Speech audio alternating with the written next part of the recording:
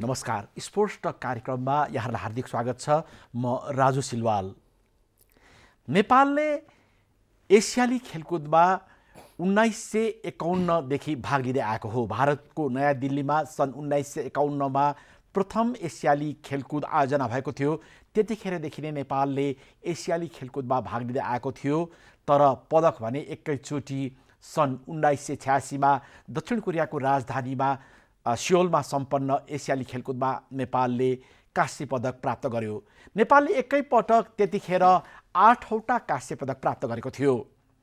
ताइक्वान्डोमा 4वटा तथा बक्सिङमा 4वटा गरी 8वटा काँस्य पदक नेपाली खेलाडीहरूले त्यतिखेर दिलाएका थिए। तर त्यसपछिका एसियाली खेलकुदमा नेपाली खेलाडीहरूको पदक क्रमशः घट्दै गएको छ। सन् 1986 मा नेपाललाई पहिलो पटक एसियाली खेलकुदमा पदक दिलाउने ताइक्वान्डो खेलाडी राजकुमार राई आज हाम्रो कार्यक्रमका अतिथि हुनुहुन्छ। कार्यक्रममा तपाईँलाई स्वागत छ। धन्यवाद राजु सिन्हाजी तपाईलाई। सर्वप्रथम म राजकुमार राईको परिचय यहाँहरूलाई गराउँदैछु। उहाँ ताइक्वान्डोका ग्रान्ड मास्टर हुनुहुन्छ र उहाँ 7औं दान उपाधिद्वारा विभूषित हुनुहुन्छ। उहाँ सन् 1984 देखि ताइक्वान्डो खेलसँग आबद्ध हुनुहुन्छ। सन् 1984 मा हङकङमा सम्पन्न ब्रिटिस आर्म फोर्स ताइक्वान्डो च्याम्पियनसिपमा उहाँले पदक प्राप्त गरेर ताइक्वान्डो खेलमा आफ्नो विजयी सुरुवात गर्नुभएको थियो र उहाँले वर्ल्ड च्याम्पियनसिपमा पनि विभिन्न पटक भाग लिइसक्नु भएको छ र उहाँले सन् 1979 मा दक्षिण एसियाली खेलकुदमा पनि नेपाललाई ताइक्वान्डो खेलमा स्वर्ण पदक दिलाउनु भएको थियो। उहाँ ताइक्वान्डोका कुशल प्रशिक्षक पनि हुनुहुन्छ र यसका साथसाथै उहाँले ताइक्वान्डोको विकासका लागि आफ्नो प्रयत्न गर्दै आइरहनु भएको छ। यसै सिलसिलामा म तपाईसँग आफ्नो प्रश्न सुरु गर्दैछु। यति धेरै मुलुकलाई विभिन्न प्रतियोगितामा पदक दिलाउने राजकुमार राईको अहिले कुनै नाम सुनिँदैन। अहिले कहाँ हुनुहुन्छ, के गर्दै हुनुहुन्छ? म अहिले क्यानाडामा बसोबास छ। 1999 त्यो साफ गेम सकिने बित्तिकै म टोरन्टो गएको थिएँ। अहिले म त्यहीँ नै ताइक्वान्डो नै मैले सिकाइरहेको छु।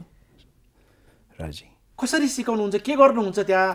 तपाईँको आफ्नै डोजाङ छ अथवा कसरी? मैले चाहिँ यो OMC भन्ने एउटा संस्था छ, त्यहाँ चाहिँ मैले चाहिँ एउटा चिफ इन्स्ट्रक्टर अनि त्यहाँको चिफ कोच भएर काम गरेको। अहिले म गएकोदेखि 2000 देखि नै मैले अहिलेसम्म त्यहाँ काम गरिरहेको छु। हजुर। नेपालका धेरै पदकधारी खेलाडीहरू एसियन गेमका र दक्षिण एसियाली खेलकुदका कैयौँ स्वर्ण पदक प्राप्त गर्ने, रजत पदक, काँस्य पदक प्राप्त गर्ने खेलाडीहरू अहिले विभिन्न मुलुकमा हुनुहुन्छ। यसरी पदकधारी खेलाडीहरू विदेश जानुपर्ने कारण के होला, यसको बारेमा के बताइदिनुहोस् न। यसको विषयमा मैले भन्न खोज्दाखेरि चाहिँ कस्तो हुन्छ भने हाम्रो देश सानो पनि छ। यहाँ सानो एउटा फिल्ड छ जसमा धेरै मान्छेहरू हामी छौँ। त्यस कारणले गर्दाखेरि पनि मौकाहरू कमी हुन्छ। यहाँ जति मान्छेहरू यहाँ पहिला थिए त्योभन्दा बढी अब गभर्मेन्टले पनि उहाँहरूलाई कुनै पनि प्रशिक्षकहरूको एउटा नियुक्ति गर्न गाह्रो हुन्छ। त्यस कारणले गर्दा हामी यसकै लागि यस्तो खेलियो, त्यस कारणले विदेशमा गएर पनि केही गर्न सकिन्छ भनेर यही ताइक्वान्डो खेललाई नै विकास गर्ने भनेर नै खास चाहिँ हिँडेको हो। अन्यथा त मलाई केही पनि लाग्दैन। आफ्नो आफ्नो विचारले हुनसक्छ। म चाहिँ पहिलादेखि नै विदेशमै बसेको हो। 1980 देखि नै म बाहिर छु। त्यो 1980 देखि ताइक्वान्डो सिकेको गरेको। अहिले 38 वर्ष भनौँ न, अब अलमोस्ट भइसक्यो विदेशमा बसेको पनि। त्यतिखेर पनि यहाँ हङकङमा सेनासँग आबद्ध हुनुहुन्थ्यो र नेपालको टिमबाट तपाईँले खेल्नुभयो त्यतिखेर? हजुर। 1986 मा मैले नेपाल टिमबाट 1986 को अघि भन्नुभयो 10th एसियन गेममा मैले खेल्ने मौका पाएँ। त्यति बेलामा चाहिँ ईश्वरचन्द्र शाहजी हुनुहुन्थ्यो सदस्य सचिव, मास्टर ग्रान्ड मास्टर सिन जेकिन हुनुहुन्थ्यो र मेरो मास्टर शिवा लेप्चा यहाँ आउँदाखेरि चाहिँ उहाँहरूको कुरा भएछ। म त्यति बेलामा हङकङ रिप्रेजेन्ट गरिसकेको थियो 1985 मा 1984 मा वर्ल्ड च्याम्पियनसिप एसियन च्याम्पियनसिपमा। त्यति बेलामा चाहिँ राजकुमार पनि छ, तपाईँहरूले बोलाउनुहुन्छ भने भन्ने भएको थियो। त्यसपछि आएँ अनि यो सेकेन्ड सगरमाथा च्याम्पियनसिप चाहिँ एउटा हाम्रो ट्रायल पिरियड रहेछ त्यो समयमा। त्यो समयमा चाहिँ मैले gold medal plus best fighter पनि मैले पाएको थिएँ। त्यसले मैले पाउँदाखेरि चाहिँ शरद रञ्जन शाहजी चाहिँ एकदमै खुसी हुनुभयो र मलाई उहाँले मौका दिनुभयो। त्यसो भन्दा हुँदै एसियन गेममा चाहिँ ब्रोन्ज मेडल ल्याइयो। हजुर, अहिले विदेशमा हुनुहुन्छ, क्यानाडामा ताइक्वान्डो खेलसँग आबद्ध हुनुहुन्छ र तपाईँ क्यानाडाको नेसनल कोचिङ एसोसिएसनमा सदस्यको रूपमा पनि कार्यरत रहिरहनु भएको छ। नेपालसँगको ताइक्वान्डोसँग तपाईँ नाता चाहिँ के छ? नेपाल भनेको आफ्ना देश हो, आफ्ना ठाउँ हो। जतिखेर पनि आउँदाखेरि हामी आफै आउनुपर्छ। आमाको घरमा बाउको घरमा आउँदाखेरि बाउले आइज भन्नु पर्दैन। त्यस कारणले हामी जतिखेर पनि आउन सक्छौँ। नेपाल ताइक्वान्डो सँगसँग हाम्रो राम्रै छ, किनभने आफ्ना आफ्ना ठाउँमा हामीले काम गरेका छौँ। त्यही भएर विदेशमा पनि हामीले काम नै गरेका छौँ। नेपाली भएर नेपालबाट आएको मान्छे होइन। नेसनल च्याम्पियनसिपमा अब मेरो खेलाडीहरूले अब गोल्ड मेडल पनि लिएका छन्। अहिले मेरै खेलाडीहरू नै, मैले अहिले त्यो हाई पर्फर्मेन्स ट्रेनिङ गराउँदैन। मैले चाहिँ अहिले किनभने यो रिक्रिएसनल मात्रै गराउँछु अहिले, अनि एकदमै बढी कस्ट हुने भयो, ट्राभल बढी हुने भएर मैले चाहिँ मेरो खेलाडीहरू जुन चाहिँ अहिले गोल्ड मेडलिस्टहरू भनेको मेरै खेलाडीहरू छ, त्यो खेलाडीहरू चाहिँ अर्को स्कुलमा मैले पठाइदिएको छु होइन। गर्दाखेरि चाहिँ मैले चाहिँ अहिले रिक्रिएसनल मात्रै गरिरहेको छु सुनिलजी। हजुर, यो universal United Nepalese taekwondo federation छ जसको तपाईँ अध्यक्ष हुनुहुन्छ, त्यसले नेपालमा ताइक्वान्डोको विकासको लागि के काम गरिरहेको छ? यो चाहिँ युनाइटेड ताइक्वान्डो फेडरेसन अलिकति सानो एउटा भूमिका। पहिला हामी जति पनि यहाँ नेपालबाट ताइक्वान्डोले गर्दाखेरि विदेशमा गएर चिनिएको छ र अब हामीले केही देशलाई दिनुपर्छ, हाम्रो साथीभाइलाई दिनुपर्छ भन्ने हिसाबले सबै गुरुजीहरूको सल्लाह भए होइन। अब त्यसमा चाहिँ हाम्रो विपिन श्रेष्ठजीले चाहिँ एकदमै यसको लगातार मलाई उहाँले एप्रोच गर्नुभयो। त्यस कारणले मैले भने ठिकै छ, त्यसो भए हामीले काम गरौँ न त भनेर यो युनिभर्सल युनाइटेड नेप्लिज ताइक्वान्डो फेडरेसनको सुरुवात भयो। पहिला 2 वर्षसम्म एकदमै गाह्रो भयो हामीलाई होइन। अब त्यही हो, हामी मन मिल्दैन कसैको, हरेक कुरा हुन्छ, आफ्नो टाइम मिल्दैन। त्यसले गर्दाखेरि चाहिँ यसको हाम्रो खास उद्देश्य चाहिँ के छ भने हामीले दुःख पाइयो तर हाम्रो आउने भावी सन्ततिहरूले अब दुःख नपाओस् होइन। अहिले मैले हेरेँ तपाईँको हरेक स्कुलमा ताइक्वान्डो डोजाङहरू खोलिएको छ, ताइक्वान्डो खिचाउँछन्, बाहिर खेल्छ। ताइक्वान्डो भनेको भित्र खेल्ने चिज हो होइन, म्याटेड फ्लोरमा खेल्ने हो। हामी भुइँमा खेलेर कहाँ अब के भन्छ म्याटमा गएर खेल्न सकिन्छ। मेरो एउटा अनुभव तपाईँलाई के दिन्छु भने हामीले पहिला यहाँ रङ्गशालामा 86 मा गेम खेल्थ्यो। अब अन्धकार छ नि हाम्रो होइन, बत्ती नभएको। विदेशमा गएर त्यो बत्तीमा खेल्दाखेरि त मेरो कोच कता छ भन्ने लाग्थ्यो कि, त्यसरी एउटा अन्दाना धुन्दा हुन्थ्यो। गर्दाखेरि अहिले हाम्रो एटलिस्ट हामीले केही दिन नसके पनि हामीले गाउँ बस्तीबाट चाहिँ ताइक्वान्डोको एउटा सानो एउटा कटेरो जस्तो गोठ जस्तो घर बनाइदिउँ। हामीले ठुल्ठुलो अब कबडहरू त बनाउन सक्दैनौँ, किनभने सबैले आफ्ना गोजीबाट कन्ट्रिब्युसन गर्ने हो। त्यस कारणले गर्दाखेरि अब के गर्ने भन्दाखेरि चाहिँ एनटिएफले चाहिँ एउटा अक्षय कोष खडा गर्ने, जुन अक्षय कोषमा चाहिँ हामीले अहिले 1 करोड रुपियाँको हामीले अफिसिया गरेका छौँ। त्यो 1 करोड रुपियाँ चाहिँ अक्षय कोषमा राख्ने, त्यसबाट ब्याज उठ्छ। किनभने सबै पैसा माग्दाखेरि अब सबैलाई दिनु सक्दैन घरिघरि, त्यसै उनीहरूलाई एकचोटि माग्ने, एकचोटि मागिसकेपछि चाहिँ त्यो सञ्चय गर्ने, त्यो अक्षय कोषबाट चाहिँ हामीले चाहिँ उठेको ब्याजले चाहिँ त्यो घरहरू बनाउने। जुन लोकल गभर्मेन्टहरू छ, गाविस भनौँ, अब के भन्छ यहाँनिर अर्को म्युनिसिपालिटी होइन, नगरपालिकाहरूसँग मिलेर उनीहरूले सरकारी जग्गा हामीलाई दिनुभयो भने एनटिएफले उपभोग गर्ने तरिकाले हामीले त्यहाँ चाहिँ एउटा घर, सानो टहरहरू हामीले चाहिँ बनाउने प्लान छ।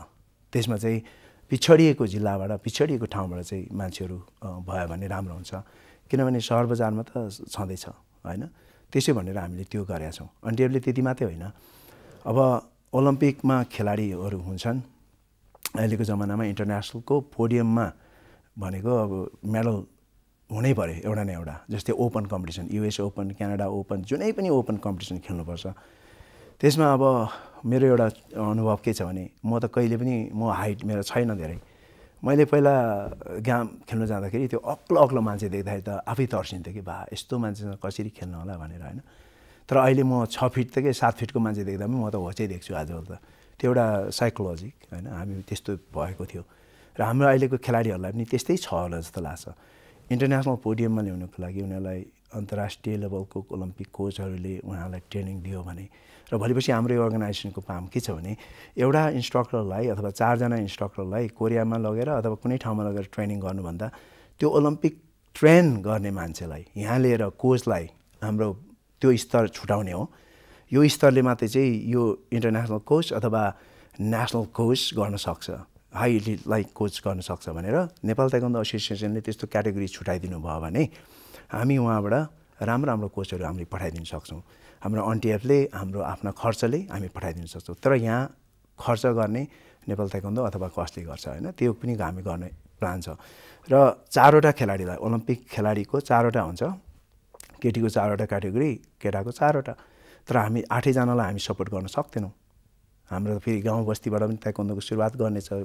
हलहरू बनाउने त्यसमा म्याटहरू किन्नु पर्यो हरेक कुरा गर्नु पर्यो गर्दाखेरि चाहिँ मेरो चाहिँ हाम्रो चाहिँ प्लान के छ भने केटीबाट 2टा वेट क्याटेगोरी बेस्ट एथलिट अनि केटाबाट बेस्ट 2 एथलिट तिनीहरूलाई चाहिँ नेपाल ताइक्वान्डो एसोसिएसनले राम्रोसँग हामीसँग कोअपरेट गरेर काम गर्नुभयो भने उहाँले अनुमति दिनुभयो भने उहाँलाई हामीले क्यानाडामा बोलायो भने म राख्छु फ्री अफ चार्ज होइन खाना बस्न हामी दिन्छौँ ट्रेनिङ कस्टहरू हामीले त्यहाँ बसेको त हामी ट्राभल त अब हामी आफै गरिहाल्छ तर उहाँहरूलाई पकेट खर्चहरू ताइक्वान्डो एसोसिएसन अथवा गभर्मेन्टले दियो भने राम्रो हुन्छ र उनीहरूलाई चाहिँ ओपन च्याम्पियनसिप भनेर हामी पठाउँछौँ क्यानाडा ओपन त्यहाँ हुन्छ त्यहाँ खेल्छ त्यहाँबाट युएस ओपन तुरुन्तै हुन्छ युएसए पठाउँछ युएसमा गएर ट्रेनिङ गर्छ उनीहरूले त्यसो गर्दाखेरि चाहिँ उनीहरूलाई इन्टरनेसनल एक्सपिरियन्स हुन्छ त्यो हामीले सोचाइ छ राजुजी यहाँले जुन ओलम्पिकमा छनौट हुने खेलाडीहरूलाई सहयोग गर्ने जुन जानकारी दिनुभयो कसरी अगाडि बढ्नु पर्ला ताकि नेपालको ओलम्पिकमा पदक खाली नहोस् अब कस्तो हुन्छ भने तपाईको व्हाइट बेल्ट बाँधेर ब्ल्याक बेल्ट बाँधिन्जेलसम्म खेलाडीको धेरै प्रब्लमहरू क्रिएट हुन्छ हामी सबै खेलाडीहरू मेरो अनुभव अब हामी पनि सम्पन्न परिवारबाट आएको मान्छे होइन गर्दाखेरि दुःख छ हामीलाई कसैले एजुकेसन पढ्नुपर्छ त्यसले त्यो यो खेलाडीले खेल्ने मात्रै होइन एउटा सङ्घ संस्था भएपछि त्यो खेलाडीको एजुकेसन पनि हेर्नु पर्यो करियर हेरिदिनु पर्यो होइन अब दिनभरि गएर ट्रेनिङ गर्ने रातभरि अब केही पनि गर्दैन उनीहरूको स्कुल छोडेर गर्छ तर ताइक्वान्डो सङ्घ अथवा हामी कसैले उनीहरूलाई कुनै स्कुलसँग उनीहरूलाई के भन्छ स्पोन्सरसिप मागेर बिहानको कलेज छ भने बिहान पठाउने दिउँसो उनीहरूले ट्रेनिङ गर्छ त्यो अवस्था पनि हामीले भएपछि हेर्न सक्छौँ होइन अब व्हाइट बेल्टदेखि बाँधेर तपाईँको ब्ल्याक बेल्टसम्म पुग्दाखेरि खेलाडी धेरै राम्रो सक्दैन अब अहिले इन्टरनेसनल ट्रेड कस्तो छ भने राम्रो खेलाडीहरू अग्लो मान्छेहरू छान्ने उनीहरूलाई चाहिँ फाइट मात्रै सिकाउने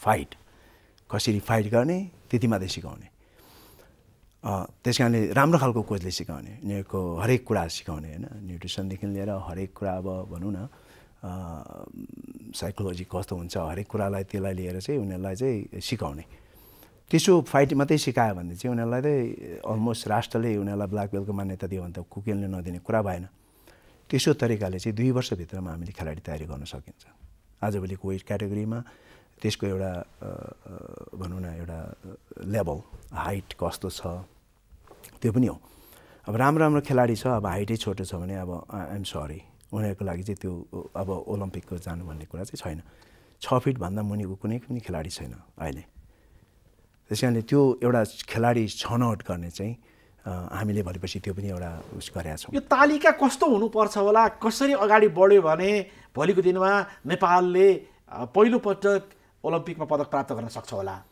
यो चाहिँ कस्तो हुन्छ भने एउटा सङ्गठित कुरा हो होइन सङ्घले त्यसको व्यवस्था गर्नु पर्यो ट्रेनिङ गर्ने पूर्वाधार राम्रो हुनु पर्यो एक्सपिरियन्स कोचहरू चाहियो मैले अघि नै भने पूर्वाधार नै छैन भने केही पनि हुँदैन हामीले तिमीलाई मासु भात खुवाएको छ भनेर मासु भातले खाएर जित्ने होइन यो इट्स टेक्निकल्ली होइन अब हामी नलेजेबल कोचहरू हुनु पर्यो भनेपछि चाहिँ वाट इज दिस के भन्छ यसको लेभल के हो यसको क्याटेगोरी के हो मेरो खेलाडीले कस्तो खालको खेल्न सक्छ त्यो चाहिँ खेलाडी एउटा कोचमा त्यो एउटा त्यो माइन्ड हुनु पर्यो सबै खेलाडीले एउटै प्रकारको खेल्छ भन्ने छ डबल स्ल्याप कि खाने ब्याक कि खाने सबैले सक्दैन त्यस कारण उसको क्यापेसिटी के छ उसको ट्यालेन्ट के छ त्यसलाई सार्प गर्ने हो कुनै दिन तपाईँ पनि दक्षिण एसिया च्याम्पियन हुनुभएको थियो तर नेपालको पदक प्राप्ति कम हुँदै गइरहेको छ र दक्षिण एसियाली खेलकुदमा समेत नेपालले ताइक्वान्डोमा सफलता प्राप्त गर्ने क्रम घटिसकेको छ।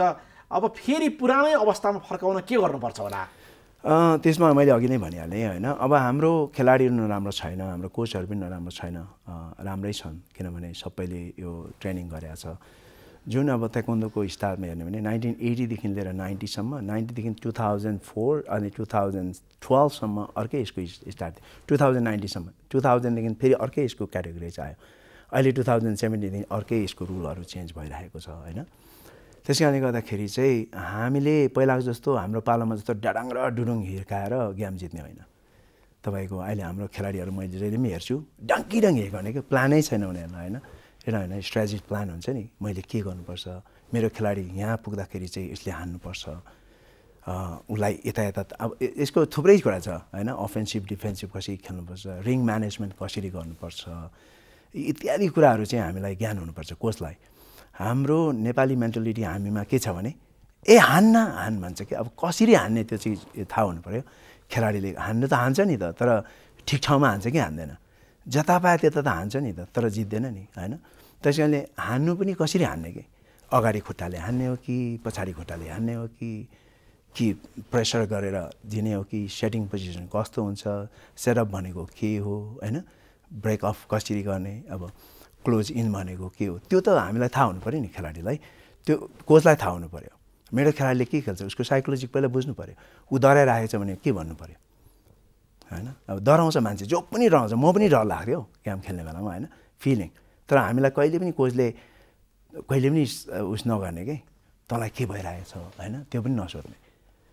त्यस कारणले गर्दा हामीले सोध्नु पऱ्यो तिमीलाई डर लागेको छ भने, हजुर गुरु ल डनवरी, ऊ यस्तो खालको छ, उसको हतियार चाहिँ यो एकदमै राम्रो छ, तिमीले चाहिँ त्यसलाई डिफेन्स गर्नु, अर्को तरिकाले खेल्दिनु, यसरी स्लो एकदमै। ऊ फास्ट खेल्नु भने चाहिँ आफू स्लो खेलिदिनु पऱ्यो, ऊ स्लो छ भने आफू फास्ट खेल्नु पऱ्यो, त्यही हो। गर्दाखेरि चाहिँ त्यो नलेज चाहिँ हामीसँग हुनुपर्छ जस्तो लाग्छ। हामी चाहिँ त्यस्तो खालको अहिले अवस्थामा छौँ।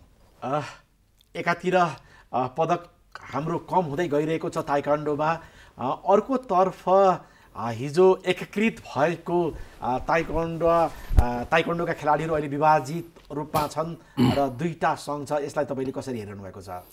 मेरो विचारमा यो के भने एउटा सम्झौता भन्ने कुरा चाहिँ र नेगोसिएसन भन्ने कुरामा चाहिँ त्यो कुनै पनि अप्ठ्यारो हुँदैन जस्तो लाग्छ।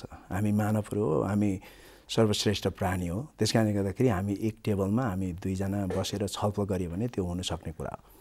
गर्दाखेरि यसमा चाहिँ अब भनौँ न सबै दुई पक्षले नै एक पहल गर्नु पऱ्यो।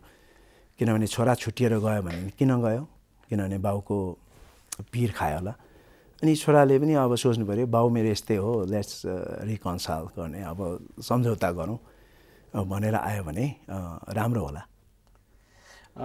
यो युनिभर्सल युनाइटेड नेप्लिज ताइक्वान्डो फेडरेसनको काठमाडौँमा बैठक पनि बस्दैछ। तपाईँहरूले अब तत्काल के पहल गर्दै हुनुहुन्छ? तपाईँहरूको निर्णय के हुनेछ? अहिले आज हाम्रो त्यहाँ मिटिङ हुँदैछ। खासै पहिला हामीले कमिटमेन्ट गरेको बागलुङ डोजाङ छ, अर्को एउटा डोजाङ छ, उसको त्यो मलाई त्यति नाम थाहा भएन, सरी। हामीले चाहिँ उहाँहरूलाई चाहिँ 3 लाख, 1.5 लाख रुपियाँ दिन्छौँ भनेर हामीले आबद्ध गरेको थियौँ। त्यसको लागि चाहिँ यसपालि हामीले दिँदैछौँ उहाँहरूलाई। उहाँहरूको एउटा चाहना ताइक्वान्डोको विकास हुन्छ भने हामीले दिन्छौँ भनेर हामीले आबद्ध गर्छौँ। त्यही पैसा हामीले दिने र अब त्यही हो, ताप्लेजुङमा चाहिँ एउटा ताइक्वान्डोको एउटा सेन्टर भनेपछि त्यहाँबाट सुरु गर्ने यसपालि हामीले त्यो भवन भनेर चाहिँ हाम्रो सदस्यजीले चाहिँ हाम्रो ताइक्वान्डोको अन्टिएफको एउटा सदस्य भाइले भन्नुभएको छ, त्यहाँ पनि जाने मेरो प्लान छ। त्यो ठाउँहरूलाई हेरेर त्यसपछि कति खर्च हुन्छ त्यसको कोटेसनहरू लिएर उहाँहरूसँग सम्झौता गरेर त्यो भवन कहिलेभित्र बनाउने भन्ने कुरा चाहिँ अब बिस्तारै हुन्छ। त्यो हेर्नको लागि पनि म आएको छु। हजुर, अन्तमा पुनः नेपालको ताइक्वान्डो खेललाई माथि पुर्याउनको लागि तपाईँ आफ्नो व्यक्तिगत तर्फबाट के प्रतिबद्धता व्यक्त गर्नुहुन्छ हाम्रो कार्यक्रममा? मैले यति मात्रै प्रतिबद्धता दिन्छु कि हामी पनि उहाँहरू जस्तै हो, हामी पनि पुरा हरेक कुरामा सफल छैनौँ। हामी पनि कम्ती कमाउने र कम्तीबाट अलिकति केही हाम्रो भाइ बहिनीले केही राहत पाओस्। हामीले त दुःख पायौँ, उहाँहरूले पनि केही दुःख। अनि ताइक्वान्डो सँगसँग मिलेर हाम्रो साथीभाइहरू यहाँ जुन पनि नेपाल राष्ट्रमा बसेको सबै साथीभाइसँग मिलेर हामीले काम गर्ने प्लान छ। यति मात्रै त्यो नभएर एनआरएनले पनि एनआरएन खेलाडीहरूले पनि मौका पायो भनेदेखि चाहिँ राम्रो हुन्थ्यो, किनभने कति भन्ने चाहिँ मेरो एउटा चाहना छ। हाम्रो कार्यक्रममा आएर ताइक्वान्डो खेलका विविध पक्षबारे जानकारी दिनुभएकोमा तपाईँलाई धन्यवाद छ। धन्यवाद जी राजुजी, तपाईँलाई पनि।